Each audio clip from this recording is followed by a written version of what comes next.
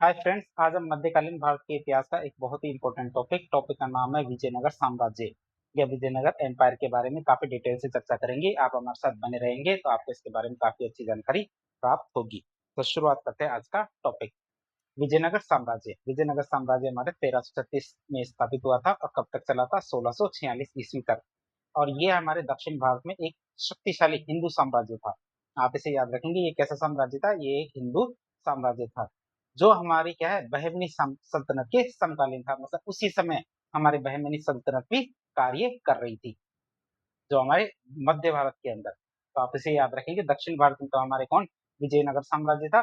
तो उसी प्रकार मध्य भारत में गुजरात मध्य प्रदेश वाले जो एरिया है, महाराष्ट्र वाला एरिया है, वहां पे हमारे बहमनी साम्राज्य या सल्तनत कार्य कर रही थी। स्थापना की बात करें तो हमारे विजयनगर साम्राज्य की स्थापना 1336 ईस्वी में हुई थी। और संस्थापक कौन थे इसके? हरिहर बुक्का, दोनों के दोनों भाई थे। और इन दोनों के दोनों भाइयों ने हमारे 1336 ईस्वी में विजयनगर साम्राज्य की स्थापना की थी। इससे पहले की स्थिति की बात करें तो हरिहर बुक्का पहले क्या, जो काकतीय वंश के था, क्या तो पहले जो काकतीय वंश था उसके शासक के अधीन सैनिक के रूप में काम करते थे। तो हरिहर बुक्का क्या थे? पहले काकतीय वंश के जो शासक थे उनके अधीन सैनिक के रूप में काम किया करते थे शासक बनने से पहले। युद्धबंदी की बात करें तो हरिहर और बुक्का मोहम्मद बिन तुगलक के द्वारा युद्धबंदी भी बनाए गए थे। किसके द्वारा? मोहम्मद बिन तुगलक के द्वारा युद्धबंदी बनाए गए थे। बात करें इनके इस्लाम स्वीकार करने की, तो जैसे ही उन्होंने मोहम्मद बिन तुगलक ने हरिहर और बुक्का को युद्धबंदी बनाया तो वो दोनों के दोनों ने क्या, इस्लाम स्वीकार कर लिया। लेकिन वो भी क्या, केवल कुछ समय के लिए ही इस्लाम स्वीकार किया था। दक्षिण भारत में विद्रोहों के दमन की बात करें तो मोहम्मद बिन तुगलक ने दक्षिण भारत के जो विद्रोह हुए थे उनका दमन करने के लिए हरिहर बुक्का को दक्षिण भारत में भेजा था। क्यों? क्योंकि उस समय उन्होंने क्या, इस्लाम धर्म को स्वीकार कर लिया था। जैसे वो दक्षिण में जाते हैं हरिहर बुक्का, जो दक्षिण भारत के विद्रोह उनका दमन करने के लिए, तो वो पुनः हिंदू धर्म में दीक्षित हो जाते हैं। तो इनको हिंदू धर्म में दीक्षित किसने किया? विद्यारण्य ने। तो विद्यारण्य ने इन दोनों को हिंदू धर्म में दीक्षित किया। इस साम्राज्य की स्थापना की बात करें तो हरिहर और बुक्का ने विद्यारण्य और सायण की सहायता से, आप इसे याद रखेंगे, विद्यारण्य और सायण की सहायता से तुंगभद्रा नदी के दक्षिणी छोर पर, क्या, तुंगभद्रा नदी के दक्षिणी छोर पर अन्य गोंडे नामक स्थान है, वहां पे विजयनगर साम्राज्य की स्थापना की। तो कई बार परीक्षा में पूछा जाता है साम्राज्य के बारे में, तो साम्राज्य की स्थापना कहाँ हुई? तो हरिहर बुक्का ने, दो लोग थे, एक तो हमारे विद्यारण्य था और एक हमारे सायण थे। तो सायण और विद्यारण्य इन दोनों की सहायता से तुंगभद्रा नदी के दक्षिणी छोर पर, या तुंगभद्रा नदी के दक्षिणी छोर पर एक जगह है अन्य केंडी, या अन्य गोंडी, अन्य गोंडी नामक स्थान पे हमारे विजयनगर साम्राज्य की स्थापना की थी। प्रारंभिक राजधानी की बात करें तो शुरुआत में इनकी राजधानी अन्य गोंडी को बनाया गया था। किसे? अन्य गोंडी को राजधानी इसकी बनाया गया था। स्थान की बात करें अन्य गोंडी कहाँ है? अन्य गोंडी हमारे तुंगभद्रा नदी के दक्षिणी छोर पे स्थित है। अन्य गोंडी कहाँ पे स्थित है? तुंगभद्रा नदी के दक्षिणी छोर पे स्थित है। आधुनिक नाम की बात करें तो विजयनगर का आधुनिक नाम क्या? हम्पी है, जो कहाँ पड़ता है? कर्नाटक में पड़ता है। आधुनिक जो नाम की बात करें तो विजयनगर का आधुनिक नाम हम्पी है, जो कहाँ है? कर्नाटक में पड़ता है। अर्थात वर्तमान में विजयनगर साम्राज्य के अवशेष कर्नाटक के हम्पी और होसपेट शहर में पाए जाते हैं। कहाँ पे? होसपेट शहर। दो शहर कर्नाटक के, एक तो हमारे हम्पी है और एक हमारे होसपेट है। तो वहां पे हमारे विजयनगर साम्राज्य के अवशेष पाए जाते हैं। इनके पिता की बात करें तो हरिहर और बुक्का के पिता का नाम संगम था। आप इसे याद रखेंगे, हरिहर और बुक्का के पिता का नाम क्या था? संगम। और इसी के नाम से इनके वंश का नाम संगम वंश पड़ा। अब हम देखेंगे विजयनगर पर शासन करने वाले राजवंश कौन कौन से थे, तो उनका क्रम क्या है। तो चार राजवंश थे हमारे, जो प्रमुख रूप से जिन्होंने विजयनगर साम्राज्य पर शासन किया था। सबसे पहले हमारे हरिहर बुक्का था। तो हरिहर बुक्का ने अपने पिता के नाम पे, जो संगम थे, उनके नाम पे संगम वंश की स्थापना की, जो हमारे 1336 से 1485 तक चला। उनके बाद सालू वंश आया, जो हमारे 1485 से 1505 ईस्वी तक चला। उसके बाद क्या है हमारा? तुलु वंश। क्या? इसके बाद आया हमारा तुलु वंश। तुलु वंश की बात करें तो 1505 से लेके और 1570 तक चला। और चौथा था हमारा अराविडू या अराविडू वंश, जो 1570 से आगे तक चला था। तो इस तरह हमने देखा विजयनगर साम्राज्य पर मुख्य रूप से हमारे चार वंशों ने शासन किया था। अब एक एक करके इन वंशों के बारे में देखते हैं। पहला वंश देखेंगे हम, संगम वंश। पहला वंश कौन सा है? संगम वंश। तो विजयनगर साम्राज्य का पहला राजवंश था हमारा कौन सा? संगम वंश। शासन की बात करें 1336 से लेकर 1485 तक, 1336 से लेकर 1485 तक हमारे संगम वंश का शासन काल रहा है। संस्थापक की बात करें तो संगम वंश का संस्थापक कौन था? हरिहर। हरिहर बड़ा भाई था, बुक्का छोटा भाई था। तो आपसे याद रखेंगे संस्थापक कौन थे? संगम वंश के संस्थापक हमारे हरिहर थे। अब संगम वंश के शासकों का क्रम देखते हैं। सबसे पहले बड़ा भाई मतलब हरिहर आता है, जो हमारे 1336 से 1356 तक शासन करता है। फिर छोटा भाई बुक्का आता है 1356 से 1377 तक। फिर हरिहर द्वितीय आता है, जो जिसका शासनकाल हमारे 1377 से 1404 तक रहा। फिर आता है देवराय प्रथम, फिर देवराय द्वितीय और फिर विरूपाक्ष द्वितीय आता है। तो इस तरह हमने संगम वंश के 6 शासकों के नाम पढ़े हैं। अब इनके बारे में थोड़ी थोड़ी जानकारी ले लेते हैं इन शासकों के बारे में। सबसे पहले बड़ा भाई मतलब हरिहर आता है, जिसका शासनकाल हमारे 1336 से 1356 ईस्वी तक रहा था। बात करें इनके शहर और राजधानी की, तो हरिहर ने विजयनगर साम्राज्य की स्थापना की। क्या? विजयनगर शहर की स्थापना की और उसे अपनी राजधानी बनाया। उपाधि की बात करें तो हरिहर को 2 समुद्रों का स्वामी माना जाता है। हरिहर को क्या 2 समुद्रों का स्वामी माना जाता है। और 2 समुद्र कौन कौन से? अरब सागर और हिंद महासागर। आप इसे याद रखेंगे, अरब सागर और हिंद महासागर का स्वामी माना जाता है किसे? हरिहर को। तो ये उपाधि मिली हुई थी हरिहर को। फिर हरिहर के बाद आते हैं हमारे बुक्का का छोटा भाई। छोटे भाई की बात करें तो इनका शासन काल था 1356 से 1377 ईस्वी तक। 1356 से लेकर 1377 तक हमारे जो बुक्का का शासनकाल रहा था। उत्तराधिकारी की बात करें तो हरिहर की मृत्यु के बाद बुक्का क्या है? संगम वंश का शासक बनता है। बुक्का के बाद में क्या है? हरिहर के बाद में बुक्का संगम वंश का शासक बनता है। अब हम देखेंगे विजयनगर साम्राज्य का कौन से क्षेत्र के अंदर था, इसकी बात करें विजयनगर साम्राज्य की। तो भारत का ये नक्शा है। भारत के नक्शे में जो हमारे पिंक कलर है, तो ये हमारे वर्तमान में देख सकते हैं कितने बड़े एरिया में विजयनगर साम्राज्य शासन किया करता था। इसमें हमारे कर्नाटक आ गया, केरल आ गया, तमिलनाडु, आंध्र प्रदेश आ गया। तो इस तरह हम देख सकते हैं थोड़ा सा तेलंगाना आ गया। तो ये हमारे एरिया है जहाँ पे हमारे विजयनगर साम्राज्य शासन किया करता था। यह विजयनगर साम्राज्य का प्रभाव था। इस तरह देख सकते हैं कैपिटल इसकी विजयनगर हुआ करती थी। आगे बात करते हैं, ये तो हमने मैप के अंदर देखा। जो हमारे बुक्का था, तो बुक्का को कौन सी उपाधि मिली हुई थी? बुक्का की उपाधि की बात करें तो इसे वेद मार्ग प्रतिष्ठापक या वेद मार्ग प्रतिष्ठापक की उपाधि मिली हुई थी बुक्का को। मतलब वैदिक मार्ग का संस्थापक माना जाता है किसे? बुक्का को। क्या है? वेद मार्ग प्रतिष्ठापक, वेद मार्ग प्रतिष्ठापक, वेद मार्ग प्रतिष्ठापक, आप इसे याद रखेंगे। तो वैदिक मार्ग का संस्थापक जिसे कहा जाता है किसे? बुक्का को। बात करें वैदिक संस्कृति के प्रसार की, तो बुक्का ने सायन की सहायता से, क्या बुक्का ने सायन की सहायता से दक्षिण भारत में वैदिक संस्कृति का प्रसार किया था। वैदिक संस्कृति को प्रसारित किया था किसने? बुक्का ने। और वो भी किसकी सहायता से? सायन की सहायता से। कई बार परीक्षा में पूछा जाता है किसकी सहायता से? सायन की सहायता से। उपाधि की बात करें तो बुक्का को 3 समुद्रों का स्वामी माना जाता था। क्या? तो हमारा हरिहर था, उसे तो 2 समुद्रों का स्वामी माना जाता था। तो बुक्का को 3 समुद्रों का स्वामी माना जाता था। मतलब अरब सागर, हिंद महासागर और बंगाली खाड़ी।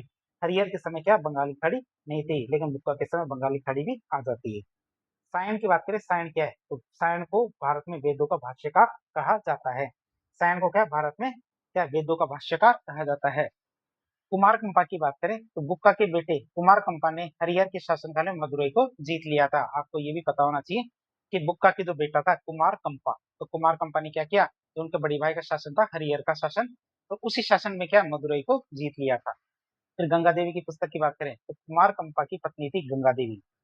कुमारकंपा की पत्नी थी गंगा देवी, मतलब जो बुक्का की बहू, मतलब बेटे की पत्नी कौन थी? गंगा देवी।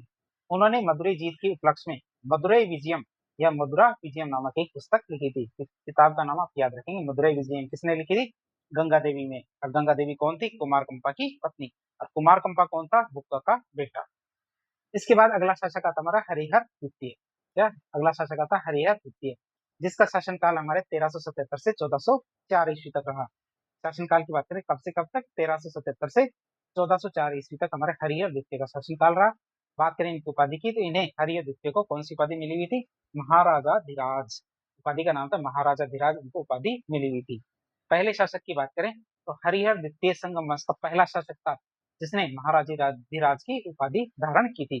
कौन सी उपाधि? महाराजा धीराज की उपाधि धारण करने वाला संगम वंश का पहला शासक कौन था? हरिहर द्वितीय। पूर्ववर्ती की बात करें तो हरिहर बुक्का ने महाराजा धीराज की उपाधि कभी भी धारण नहीं की थी। किसने? हरिहर बुक्का ने क्या महाराजा धीराज की उपाधि कभी भी धारण नहीं की थी। अगले शासक आते हैं हमारे देवराय प्रथम। अगले शासक का नाम है हमारे देवराय प्रथम। की बात करें तो सेना में तुर्क धनुर्धर की बात करें तो देवराय प्रथम ने तुर्क जो धनुर्धर थे उनको अपनी सेना में शामिल किया था, जिससे उनकी सैन्य शक्ति बढ़ गई थी। तो पहली बार ऐसा हुआ है जो तुर्क धनुर्धर है उनको अपनी सेना में शामिल करने का कार्य किया किसने? देवराय प्रथम ने। फिर इतालवी यात्री की बात करें, इटली के यात्री निकोलो पोंटी ने विजयनगर साम्राज्य की यात्रा की थी। तो हमारे देवराय प्रथम के शासनकाल में ही हमारे निकोलो कोंटी था, इटली का यात्री, उसने विजयनगर की यात्रा की थी। तो बांध और नहरों की बात करें, निकोलो कोंटी के अनुसार क्या उस समय जो इटली का यात्री आया था निकोलो कोंटी, उसने अपनी पुस्तक में लिखा है क्या कि निकोलो कोंटी के अनुसार उसने तुंगभद्रा नदी पर बांध का निर्माण करवाया। उसने का मतलब देवराय प्रथम की बात कर रहे हैं। तो देवराय प्रथम ने तुंगभद्रा नदी पर बांध का निर्माण करवाया एवं नहरों का निर्माण करवाया, जिससे हमारी सिंचाई और कृषि को बढ़ावा मिलता है। तो आप देख सकते हैं कि निकोलो कोंटे ने कितने समय पहले ये बता दिया था कि भारत के अंदर नहरें और बांध का निर्माण कार्य शुरू हो गया था। फिर रायचूर दोआब के विवाद की बात करें, तो इनके शासनकाल में मतलब देवराय प्रथम के शासनकाल में बहमनी साम्राज्य के साथ रायचूर दोआब विवाद आरंभ हो गया था, जो हमारे विजयनगर और बहमनी राज्यों के बीच में संघर्ष का प्रमुख कारण रहा है। कौन सा? हमारे रायचूर दोआब का विवाद। इसके बाद आता हमारा कौन सा अगला शासक आता है? देवराय द्वितीय। शासक का नाम क्या? देवराय द्वितीय की बात करें तो संगम वंश का सबसे शक्तिशाली राजा कौन था? हमारे देवराय द्वितीय। तो देवराय द्वितीय की बात करें तो इनकी उपाधि मिली हुई थी इम्माड़ी। इम्माड़ी की बात करें, इम्माड़ी का मतलब होता है दूसरा। इसका अर्थ दूसरा हो सकता है, जो हमारे देवराय प्रथम से तुलना दर्शाता है। तो इम्माड़ी का मतलब होता है देवराय सेकंड, तो दूसरा होता है, इसको इम्माड़ी भी कहते हैं। और उपाधि की बात करें तो गज बटेकर, क्या? गज बेटकर मतलब हाथी का शिकारी माना जाता है हमारे देवराय द्वितीय को। तो इम्माड़ी तो आप याद रखेंगे, इम्माड़ी क्यों कहते थे? जैसे देवराय नाम था उनका, लेकिन इम्माड़ी क्यों कहते थे? क्योंकि देवराय प्रथम नहीं थे, वो देवराय द्वितीय थे। और गज बेटकर मतलब हाथी का शिकारी, हाथी का शिकारी भी उनको कहा जाता था। अब आगे बात करें और अन्य नाम की बात करें तो प्रोड़ देवराय के नाम से भी इनको जाना जाता था। प्रोड़ देवराय मतलब बाद का देवराय, क्या? बाद का देवराय भी इन्हें माना जाता था। सबसे शक्तिशाली शासक, क्या सबसे शक्तिशाली शासक की बात करें तो इस संगम वंश का सबसे शक्तिशाली शासक था। हालांकि क्या है, विजयनगर का सबसे शक्तिशाली शासक कौन था? कृष्ण देवराय। आप इसे याद रखेंगे, विजयनगर का तो सबसे शक्तिशाली शासक कौन था? कृष्ण देवराय। और संगम वंश का सबसे शक्तिशाली शासक कौन था? हमारे देवराय द्वितीय। अब तुर्क सेना की बात करें, सेना में तुर्कों की भर्ती की तो इसने बड़े स्तर पर तुर्क धनुधरों को अपनी सेना में शामिल किया था तथा उनके लिए एक मस्जिद का निर्माण भी करवाया था। जो तुर्क धनुधर थे उनके लिए एक मस्जिद का निर्माण भी अपने क्षेत्र में करवाया था। तो फारस के दूत की बात करें तो इनके शासनकाल में फारस का दूत जो अब्दुल रज्जाक है विजयनगर आया था। जो हमारे देवराय प्रथम था उसके समय तो हमारे निकोलो कोंटी आया था, उसी प्रकार हमारे देवराय द्वितीय के शासनकाल में कौन आया? अब्दुल रज्जाक, जो क्या था? फारस का दूत। प्रशंसा की बात करें, अब्दुल रज्जाक हमारे विजयनगर की प्रशंसा करता है, विशेषकर इसकी समृद्धि और विशालता की प्रशंसा करता कौन? अब्दुल रज्जाक, जो क्या था? हमारे फारस का दूत। विद्वान शासक की बात करें तो देवराज द्वितीय क्या था? एक विद्वान शासक था। देवराज द्वितीय क्या था? हमारे एक विद्वान शासक था। नाटक की बात करें तो देवराज द्वितीय ने एक नाटक की रचना की थी जिसका नाम था हमारा महानाटक सुधानिधि। नाटक का नाम क्या? महानाटक सुधानिधि नामक एक नाटक है, जिसकी रचना किसने की थी? हमारे देवराज द्वितीय ने। टीका की बात करें तो इसने पतंजलि का जो महाभाष्य और बादरायण का ब्रह्मसूत्र, इनकी टीका लिखी थी। आप इसे याद रखेंगे, जो देवराज द्वितीय है तो देवराज द्वितीय ने क्या? पतंजलि का महाभाष्य और बादरायण का ब्रह्मसूत्र, इन पर टीका लिखी थी। टीका मतलब शॉर्ट नोट्स बनाए थे। मंत्री की बात करें तो इनके मंत्री लकन्ना को, क्या? इनका जो मंत्री था लकन्ना, तो लकन्ना को समुद्र का स्वामी कहा जाता है। तो आप इसे याद रखेंगे, इनके मंत्री लकन्ना को क्या? समुद्र का स्वामी कहा जाता है। समुद्री व्यापार की बात करें तो इसने समुद्री व्यापार पर विशेष बल दिया था। इसने क्या किया? समुद्री व्यापार पर विशेष बल दिया था। लास्ट के शासक आते हैं हमारे विरूपाक्ष द्वितीय। तो अंतिम शासक कौन था संगम वंश का? विरूपाक्ष द्वितीय, ये भी आप याद रखेंगे। बात करें प्रथम बलपहार की, क्या? प्रथम बलपहार की बात करें तो चंद्रनगर के गवर्नर थे सालू नरसिंह। क्या? चंद्रनगर के गवर्नर थे कौन? सालू नरसिंह। तो सालू नरसिंह ने विरूपाक्ष द्वितीय की हत्या कर दी। किसकी? विरूपाक्ष द्वितीय या छठे शासक थे हमारे, जिनकी हत्या कर दी और एक नए वंश की स्थापना की। और इसी घटना को विजयनगर के इतिहास में प्रथम बलपहार कहा जाता है। मतलब शांतिपूर्ण उत्तराधिकार को सैन्य बल से बदलना। ये शांतिपूर्ण उत्तराधिकार हो, इसकी बजाय क्या? सैन्य बल से जो उत्तराधिकार को बदलना क्या कहलाता है? हमारे प्रथम बलपहार। तो इस तरह संगम वंश का हमारे यहाँ पे अंत हो जाता है। इसके बाद आता है मेरे कौन सा? सालू वंश। चौथा दूसरा वंश कौन सा था हमारा? सालू वंश, जिसका शासनकाल था 1485 से 1505 ईस्वी तक। इनका शासनकाल मतलब सालू वंश का शासनकाल कब से कब तक था? 1485 से 1505 ईस्वी तक हमारे सालू वंश का शासनकाल था। संस्थापक की बात करें तो सालू वंश का संस्थापक हमारे सालू नरसिंह था। कौन था? सालू नरसिंह हमारे सालू वंश का संस्थापक था। सालू वंश के शासकों की बात करें तो सालू नरसिंह और इम्माड़ी नरसिंह, ये सालू नरसिंह और इम्माड़ी नरसिंह हमारे इसके दो प्रमुख शासक थे। तो सालू नरसिंह का शासनकाल हमारे 1485 से 1491 ईस्वी तक रहा था। तो एक एक करके इन दोनों शासकों के बारे में देख लेते हैं। पहले आते हैं हमारे सालू नरसिंह। सालू नरसिंह की बात करें तो इनका शासनकाल 1485 से 1491 तक रहा। बात करें इनके वंश की स्थापना की तो इसने संगम वंश के शासक विरूपाक्ष की हत्या कर दी थी। संगम वंश का आखिरी शासक था विरूपाक्ष, उसकी इसने हत्या कर दी थी। किसने? सालू नरसिंह ने। और सालू वंश की फिर स्थापना की। सेनापति की बात करें तो इसका सेनापति नरसा नायक था। तो सेनापति कौन था? नरसा नायक, जो बाद में तुलु वंश का मार्ग प्रशस्त करेगा, मतलब तुलु वंश के अंदर चला जाएगा। क्या? हमारे कौन? नरसा नायक। दूसरे शासक थे हमारे कौन से? इम्माडी नरसिंह। इम्माडी मतलब बाद के। तो अंतिम शासक कौन सा था हमारा? ये सालू वंश का अंतिम शासक था कौन? इम्माडी नरसिंह। वास्तविक शक्तियों की बात करें, इसके काल में वास्तविक शक्तियां नरसा नायक के पास चली जाती है, जो इसका सेनापति था। जो पहले वाले का सेनापति था कौन? तो सालू नरसिंह का सेनापति कौन था? नरसा नायक। और इम्माडी नरसिंह के टाइम पे क्या होता है? नरसा नायक के पास में सारी की सारी शक्तियां चली जाती है। कैद की बात करें तो नरसा नायक ने इसे पेनुकुंडा के किले में कैद कर लिया था। क्या नरसा नायक ने क्या, जो हमारे इम्माडी नरसिंह है, तो इम्माडी नरसिंह को क्या है, पेनुकुंडा के जो किला था उसमें कैद कर लिया था। हत्या की बात करें तो नरसा नायक का बेटा था वीर नरसिंह। नरसा नायक का बेटा था कौन? हमारे वीर नरसिंह। तो वीर नरसिंह ने इम्माडी नरसिंह की हत्या कर दी थी। संबंध की बात करें तो वीर नरसिंह कृष्णदेवराय का भाई था, आपसे याद रखेंगे। तो नरसा नायक का बेटा था एक तो हमारे वीर नरसिंह, और दूसरा बेटा था कृष्ण देवराय। तो इस तरह देख सकते हैं नरसा नायक का बेटे ने ही इम्माडी नरसिंह की हत्या कर दी, और उसका दूसरा भाई कौन है? कृष्ण देवराय। फिर आता है हमारा अगला वंश। दो वंश हमने देख लिया, तीसरा वंश आता है हमारा तुलु वंश। तुलु वंश की बात करें तो विजयनगर साम्राज्य का सबसे महत्वपूर्ण राजवंश था हमारा कौन सा? तुलु वंश, जिसका शासन था हमारा 1505 से 1570 ईस्वी तक इनका शासनकाल रहा है। तुलु वंश का 1505 से 1570 तक। स्थापना की बात करें, तुलु वंश का संस्थापक कौन था? वीर नरसिंह। क्या? तुलु वंश का संस्थापक कौन था? वीर नरसिंह। बड़ा भाई, छोटा भाई हमारे क्या? कृष्ण देवराय। तुलु वंश के शासक की बात करें तो पहले शासक थे हमारे कौन? वीर नरसिंह। दूसरे शासक हमारे कौन? कृष्ण देवराय, छोटा भाई। फिर तीसरा अच्युत देवराय, चौथा हमारे सदाशिव। तो पहला वीर नरसिंह मतलब 1505 से 1509 ईस्वी तक। दूसरा हमारे कृष्ण देवराय 1509 से 1529 तक। तीसरा अच्युत देवराय, चौथा हमारे सदाशिव। इन चारों के बारे में थोड़ी थोड़ी जानकारी ले लेते हैं। पहला आता हमारे वीर नरसिंह। पहला कौन सा था? वीर नरसिंह। तो वीर नरसिंह की बात करें, शासनकाल 1505 से 1509 ईस्वी तक रहा। धार्मिक शासन की बात करें तो इनका शासन कैसा था? धार्मिक शासन था, मतलब राजाओं का शासन क्या? पुजारियों के माध्यम से किया जा रहा था, मतलब पुजारियों की राय बहुत ही ज्यादा महत्वपूर्ण रही थी।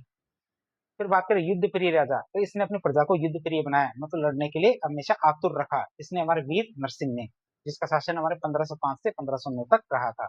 एक बार परीक्षा में आया हुआ सवाल है कि ये इनका शासन किस प्रकार का था? इनका शासन कैसा था? धार्मिक शासन था। अगले शासक थे हमारे इनके छोटे भाई कृष्णदेवराय। तो कृष्णदेवराय की बात करें तो विजयनगर साम्राज्य के सबसे महान शासकों में से एक कौन? हमारे कृष्णदेवराय। विजयनगर ओवरऑल देखा जाए तो सबसे टॉप लेवल पे आते हैं हमारे कृष्णदेवराय। और वैसे देखा जाए तो हमारे देवराय प्रथम। बात करें हमारे संगम वंश की, बात की हो तो देवराय प्रथम की। तो शासनकाल की बात करें 1509 से 1529 तक हमारे कृष्णदेवराय का शासनकाल रहा। संबंध की बात करें तो वीर नरसिंह का छोटा भाई था हमारे कौन? कृष्णदेवराय। उत्तराधिकारी की बात करें तो जब वीर नरसिंह की मृत्यु होती है तो वीर नरसिंह के बाद तुलु वंश का शासक बनता कौन? कृष्ण देवराय।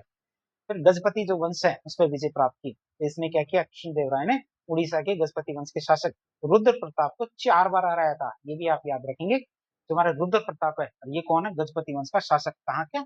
उड़ीसा का। तो उड़ीसा के गजपति वंश के शासक रुद्र प्रताप को इन्होंने 4 बार हराया था। किसने? कृष्ण देवराय ने। आप इसे भी याद रखेंगे। विवाह की बात करें, जब 4 बार हार गया तो उन्होंने क्या है? विवाह की शर्त रख दी कि भैया अब 5वीं बार हम पे हमला मत करना, चाहे हमसे शादी कर लो, मतलब हमारी बेटी से शादी कर लो। इसने भी कहा ठीक है, यही तो हमारा इरादा था। तो इसने क्या? गजपति वंश के शासक रुद्र प्रताप की बेटी मोहिनी से विवाह कर लिया।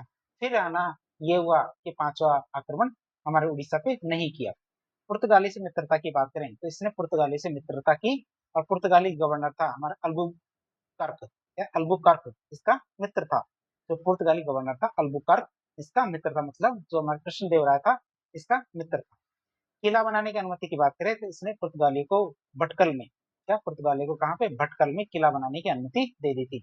1534 ईस्वी में पुर्तगाली को दीव में किला बनाने की अनुमति गुजरात के शासक बहादुर शाह ने दी थी। आप इसे याद रखेंगे। जो हमारे कृष्ण देवराय थे, तो कृष्ण देवराय ने भटकल में किला बनाने की अनुमति दी थी। वैसे ही हमारे 1534 ईस्वी में पुर्तगालियों को दीव में किला बनाने की अनुमति किसने दी थी? गुजरात के शासक बहादुर शाह ने। भटकल की बात करें, भटकल कहाँ पे है? भटकल हमारे कर्नाटक का एक शहर है, आप इसे याद रखेंगे। वहां पे हमारे कृष्ण देवराय ने पुर्तगालियों को किला बनाने की अनुमति दी थी। गोवा पर विजय की बात करें तो 1510 ईस्वी में, कब 1510 ईस्वी में कृष्णदेवराय की सहायता से पुर्तगालियों ने बीजापुर से गोवा छीन लिया था। पुर्तगालियों ने क्या किया, बीजापुर से गोवा को छीन लिया था। गोवा राजधानी की बात करें तो 1530 ईस्वी में पुर्तगाली गोवा को राजधानी बनाते हैं। क्या पुर्तगाली क्या गोवा को राजधानी बनाते हैं, कब 1530 में।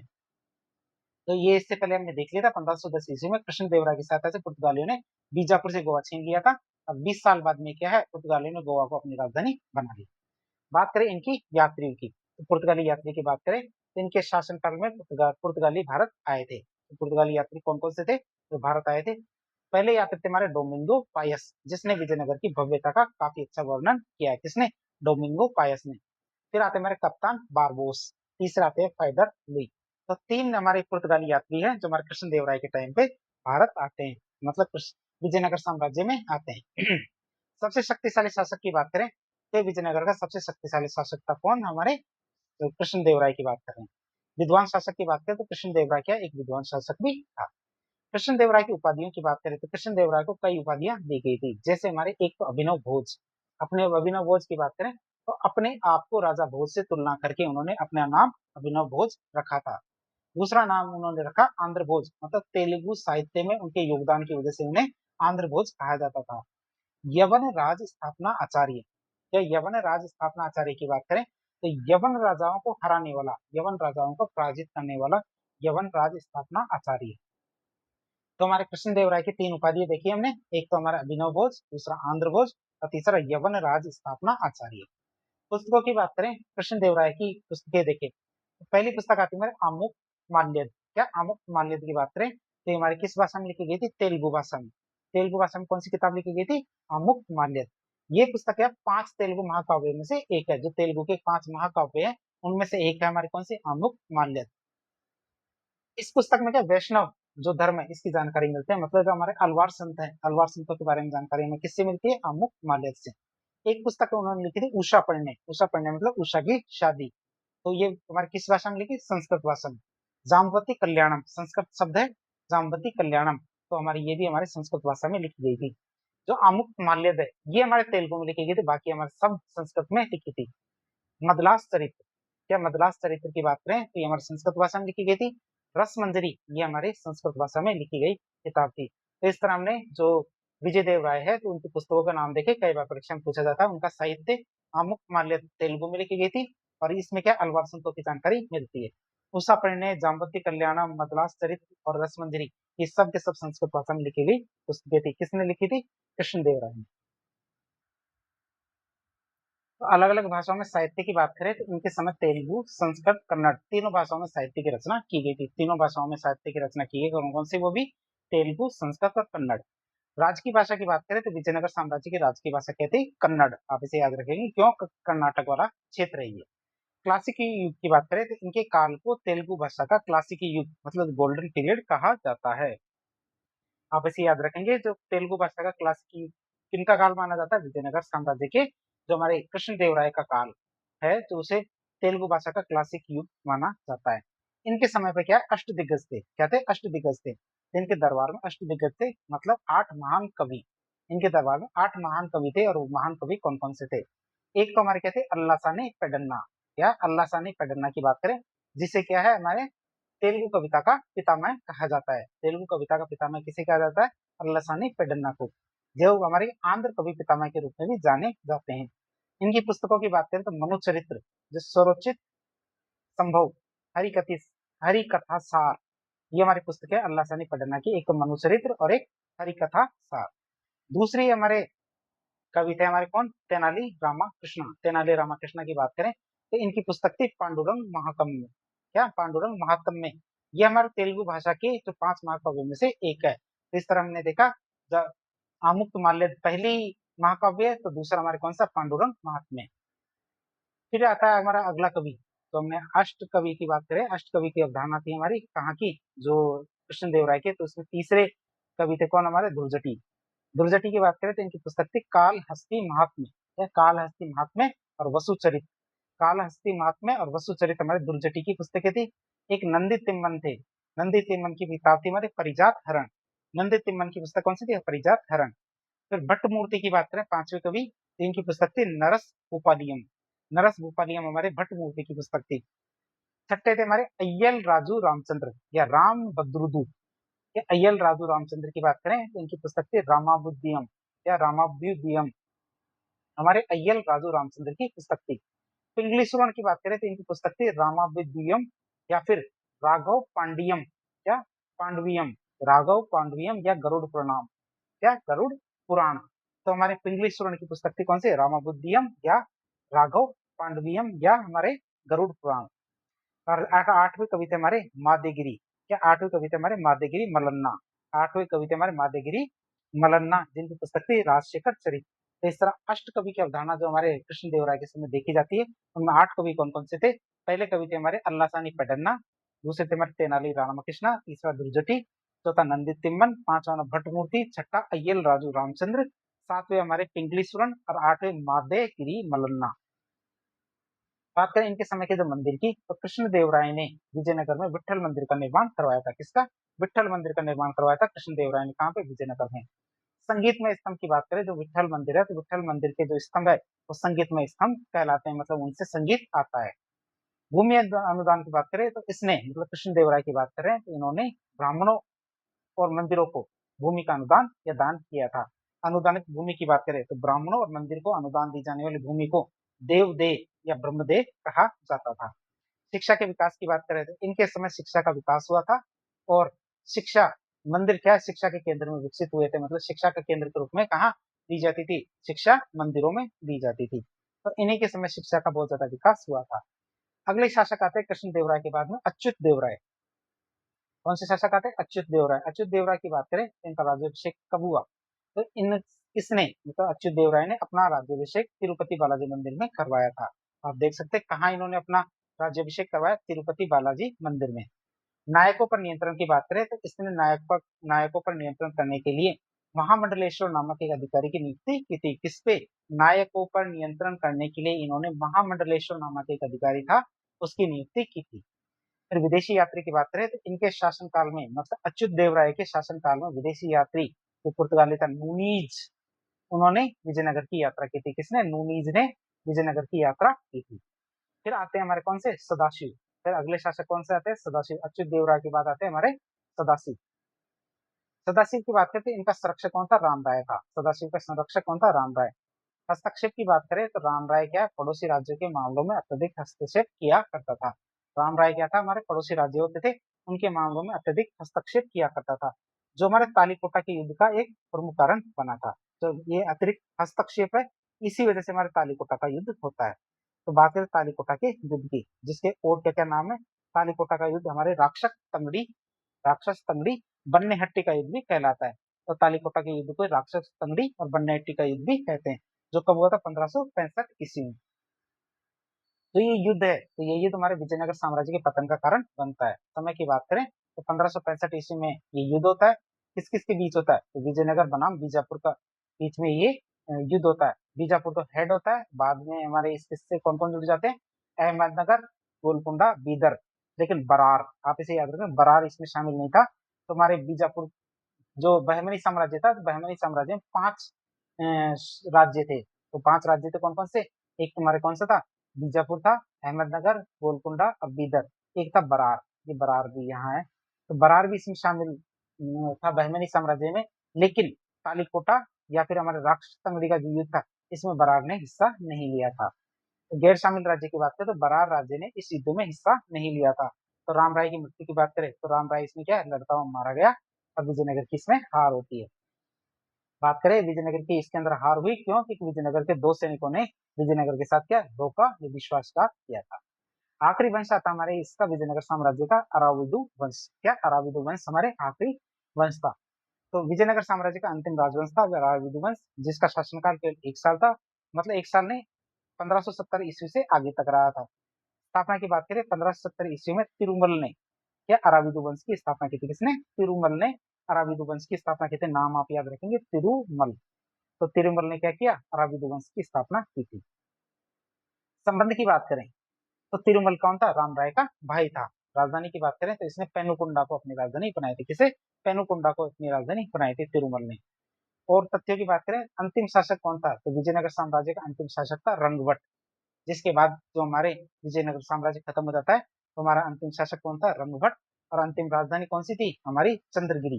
तो विजयनगर साम्राज्य की अंतिम राजधानी क्या थी, चंद्रगिरी। तो इस तरह हमने चारों वंशों के बारे में काफी डिटेल से देख लिया। अब हम देखेंगे विजयनगर साम्राज्य की जो प्रशासनिक व्यवस्था थी, मतलब administrative system of Vijayanagara empire. तो शासन व्यवस्था कैसी थी, विजयनगर साम्राज्य की केंद्रीकृत थी, मतलब राजा ही सर्वस्व हुआ करता था और निरंकुश शासन व्यवस्था थी। देवी सिद्धांत की बात करें तो राजत्व के देवी सिद्धांत को वो मानते थे। क्या, राजत्व के देवी सिद्धांत को वो मानते थे। राज्याभिषेक की बात करें तो राज्याभिषेक कहाँ करवाया जाता था, मंदिरों के अंदर करवाया जाता था। जैसा हमने देखा था कि राजा के द्वारा क्या जो, जैसे हमारा अच्युत देव राय थे, तो अच्युत देव राय ने जो तिरुपति बालाजी है, तो तिरुपति बालाजी के मंदिर में अपना राज्याभिषेक करवाया था। तो इसी तरह हम देख सकते हैं कि राज्याभिषेक क्या मंदिरों में करवाया जाता था। तो हमारे जो चाणक्य का सप्तांग सिद्धांत था, वो हमारे विजयनगर साम्राज्य में माना जाता था। और सप्तांग सिद्धांत में हमें 7 चीजें हुआ करती है। एक, जो बेहतर राज्य बनाने के लिए हमारा एक राजा होना चाहिए, राजा का एक क्षेत्र होना चाहिए, राजा के पास शासन करने के लिए या सहायता करने के लिए मंत्री होने चाहिए, दुश्मनों से रक्षा करने के लिए सेना होनी चाहिए, बचने के लिए या फिर अपने आप को स्थापित करने के लिए दुर्ग होना चाहिए, राज चलाने के लिए कोष होना चाहिए, और हमारे भरोसे के लिए मित्र होने चाहिए। ये हमारे चाणक्य के सप्तांग सिद्धांत थे, जो विजयनगर साम्राज्य के द्वारा भी माने जाते थे। अधिकारी की बात करें तो विजयनगर साम्राज्य में अधिकारी किस प्रकार हुआ करते थे, कार्यकर्ता होता था छोटा अधिकारी, दंडनायक होता था बड़ा अधिकारी। कार्यकर्ता तो छोटे अधिकारी होते थे, दंडनायक या बड़े अधिकारी हुआ करते थे। अब हम देखेंगे विजयनगर साम्राज्य का प्रांतीय प्रशासन। प्रांतीय प्रशासन की बात करें तो प्रांतों में विभाजन की बात करें तो कृष्णदेवराय के समय विजयनगर साम्राज्य 6 प्रांतों में बटा हुआ था। विजयनगर साम्राज्य कितने, 6 प्रांतों में बटा हुआ था कृष्णदेवराय के समय। गवर्नरों की नियुक्ति की बात करें, केवल शाही परिवार के सदस्यों को ही गवर्नर के रूप में नियुक्त किया जाता था। राजा के भाई बंधु होते थे, रिश्तेदार होते थे, उन्हें ही गवर्नर के रूप में हमारे प्रांतों में लगाया जाता था। बात करें गवर्नर की, तो गवर्नर के क्या क्या अधिकार हुआ करते थे।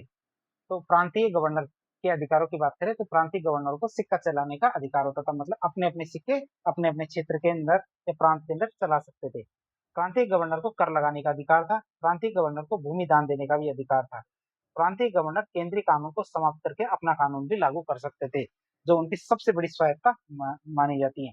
कि केंद्रीय कानून मतलब जो राजा के द्वारा बनाए गए कानून को भी खत्म कर सकता था और अपना नया कानून भी लागू कर सकता था। तो नायकर प्रथा की बात करें तो अधिकारियों को उनकी सेवा के बदले भूमि दी जाती थी, जिसे हम क्या कहते हैं, नायकर प्रथा। पैसा नहीं दिया जाता था, उनको क्या है, बदले में भूमि दी जाती थी। अधिकारी की बात करें तो अधिकारियों को ही नायक कहा जाता था, अधिकारियों को नायक कहा जाता था। भूमि की बात करें तो अधिकारियों को दी जाने वाली भूमि को अमरम कहा जाता था। क्या हमारे अधिकारी होते थे, अधिकारियों को दी जाने वाली जो भूमि होती है उसे क्या कहते हैं, अमरम कहा जाता था। अमर नायक की बात करें तो जिन अधिकारियों को अमरम भूमि दी जाती थी उन्हें अमर नायक कहा जाता था। आप इसे याद रखेंगे कि अमरम भूमि जिसे दी जाती थी वह हमारे क्या, अमर नायक कहलाते थे। फिर आयंगर व्यवस्था की बात करें तो गांवों के प्रशासनिक और न्यायिक उत्तरदायित्व के निर्वहन के लिए, कि गांवों के प्रशासनिक और जो न्यायिक उत्तरदायित्व होते हैं उनके निर्वहन के लिए 12 सदस्य हुआ करते थे, जिन्हें आयन क्या कहते थे, आयंगर कहा जाता था। तो आयंगर क्या होते थे, हमारे प्रशासनिक और जो न्यायिक कर्तव्य है या प्रशासनिक और न्यायिक उत्तरदायित्व है उनको निर्वहन करने के लिए, और वो भी कहाँ के, गांव के। 12 सदस्य हुआ करते थे, 12 के 12 सदस्य को क्या कहते थे, आयंगर कहते थे। और इसे हम क्या कहते थे, आयंगर व्यवस्था कहते थे। वंशानुगत की बात करें तो आयंगर का पद वंशानुगत होता था, मतलब आयंगर के बेटे ही आयंगर बनेंगे। बिक्री की बात करें तो आयंगर के पद को बेचा जा सकता था। यदि किसी भी व्यक्ति का मन नहीं है कि वो आयंगर बने, तो वह किसी और को आयंगर बना सकता है। फिर विजयनगर साम्राज्य की सामाजिक स्थिति की बात करें तो वर्ण व्यवस्था वहां पे प्रगाढ़ रूप से व्यवस्थित थी, मतलब स्पष्ट 4 वर्णों में विभाजित नहीं था। मतलब कि विजयनगर साम्राज्य की बात करें तो जो हमारे 4 वर्ण हैं, जो हमारे ब्राह्मण क्षत्रिय वैश्य शूद्र हमारे 4 वर्ण हैं, उनमें ये विभाजित नहीं था, स्पष्ट रूप से विभाजन नहीं था, लेकिन थोड़ी थोड़ी देखने को मिलती है। ब्राह्मणों की भूमिका की बात करें तो ब्राह्मण क्या प्रशासनिक कार्य किया करते थे, क्यों, क्योंकि धर्म का काफी ज्यादा प्रभाव था विजयनगर साम्राज्य में।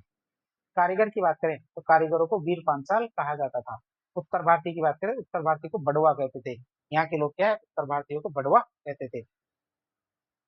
दास व्यापार की बात करें, दास व्यापार को बेशबाग कहा जाता था। जो हमारे हारने वाला जो राज्य होता था, उनके जो नागरिक होते थे, सैनिक होते थे, उनको दास बनाया जाता था और दासों को बेशबाग कहा जाता था।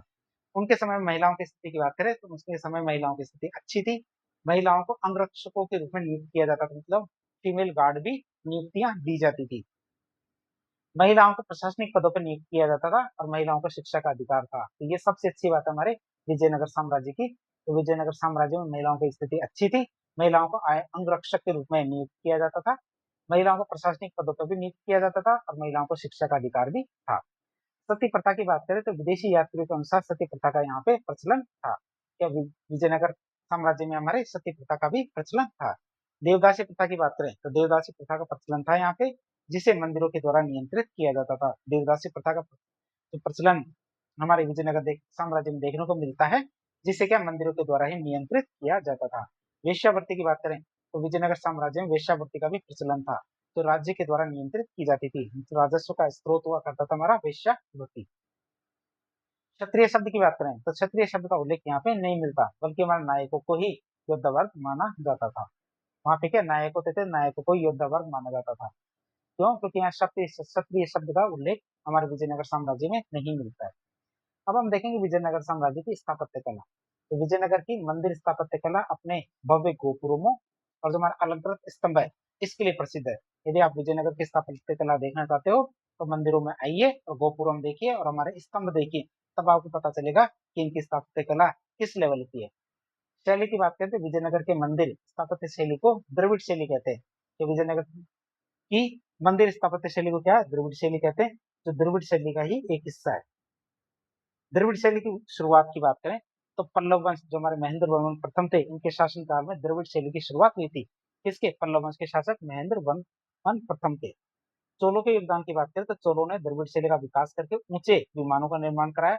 मतलब मंदिर के जो गर्भगृह के ऊपर जो पिरामिड नुमा शिखर होता है वही हमारे क्या है, ऊंचे ऊंचे विमान कहलाते हैं। तो उनका विकास किसके समय हुआ? चोलों के समय। आप इसे याद रखेंगे, चोलों के समय। तो पांडे शासकों के योगदान की बात करें तो पांडे शासकों ने गोपुरमों के निर्माण की शुरुआत की थी। ये हम देख रहे हैं जो द्रविड़ मंदिर शैली है उनका विकास किस वंश के द्वारा किस प्रकार किया गया। गोपुरम की परिभाषा की बात करें तो मंदिरों का जो प्रवेश द्वार होता है उसे गोपुरम कहते हैं। तो गोपुरम के निर्माण की शुरुआत किसने की थी? पांडे शासकों ने।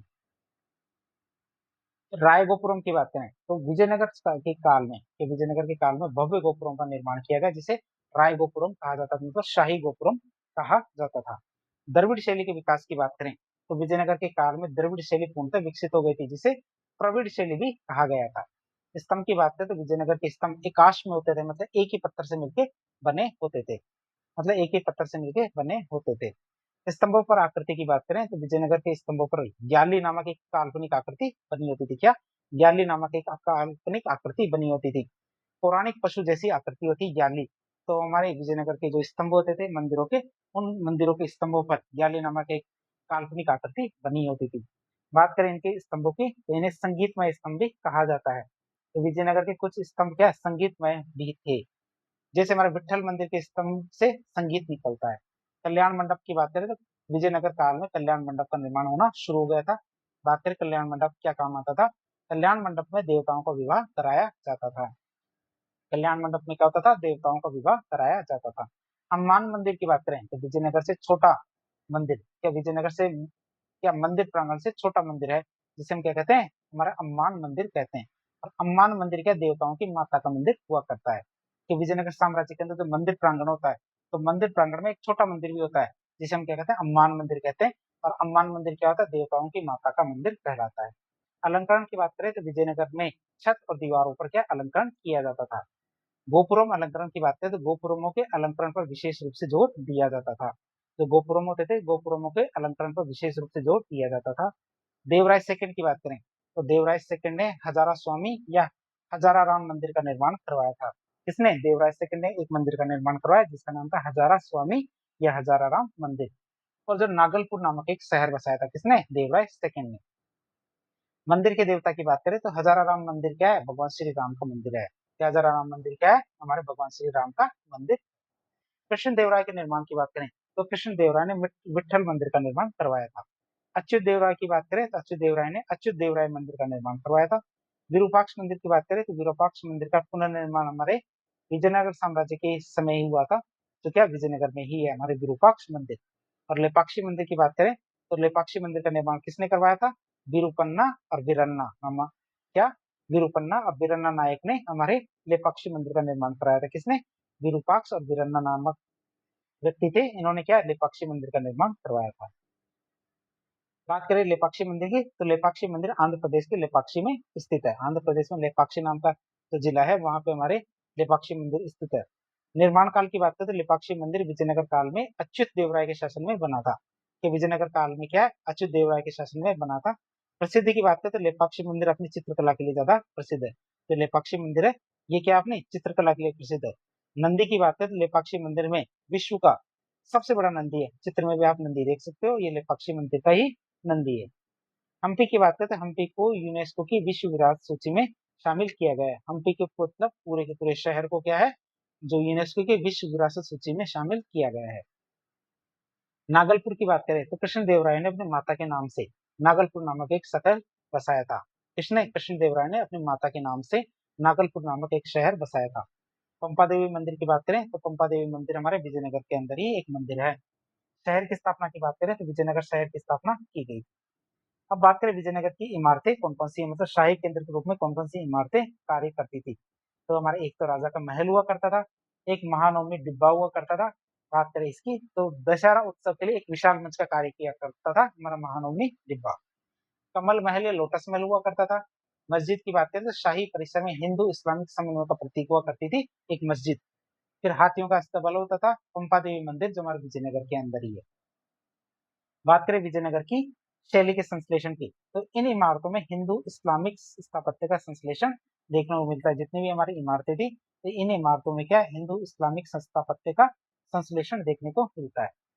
जो हमारे विजयनगर साम्राज्य की चित्रकला की बात करें तो विजयनगर में चित्रकला का भी विकास हुआ था। जैसे मुख्यतः हमारे कैसे भित्ति चित्र, मतलब दीवारों पर बनने वाले चित्र इसमें काफी ज्यादा प्रसिद्ध रहे हैं। मुख्य रूप से हमारे मंदिरों के चित्रण किए गए, मंदिरों में चित्रण किया गया था और हमारे अलग अलग विविध रंगों का प्रयोग किया गया।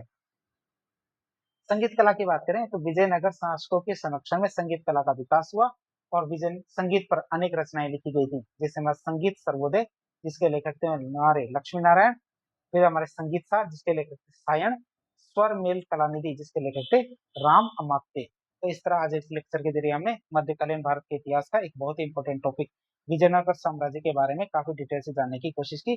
इस प्रकार के इंफॉर्मेटिव वीडियो देखने के लिए हमारे चैनल से जुड़े। वीडियो यदि पसंद आता तो वीडियो को लाइक करें, चैनल को सब्सक्राइब करें, अपने दोस्तों के साथ शेयर करें। धन्यवाद।